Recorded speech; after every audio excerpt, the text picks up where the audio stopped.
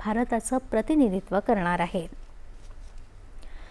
देशाच्या अनेक भागात मान्सून सक्रिय झाला असून गुजरात आणि मध्य महाराष्ट्रासाठी हवामान विभागानं मुसळधार पावसाचा रेड अलर्ट जारी केला आहे।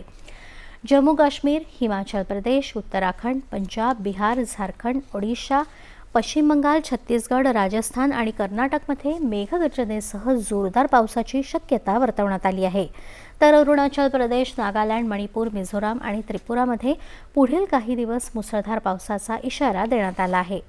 नागरिकांनी सतर्क राहावं असं आवाहन हवामान विभागानं केलं आहे। दरम्यान आसाममधील पूरस्थिती गंभीर असून भारतीय सैन्यानं ऑपरेशन जलराहत अंतर्गत मदत आणि बचाव कार्य युद्धपातळीवर सुरू ठेवलं आहे।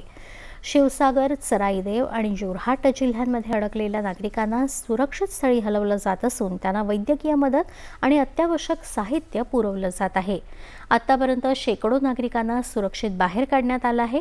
आसाममध्ये पुढील काही दिवस मुसळधार पावसाचा इशाराही हवामान विभागानं दिला आहे।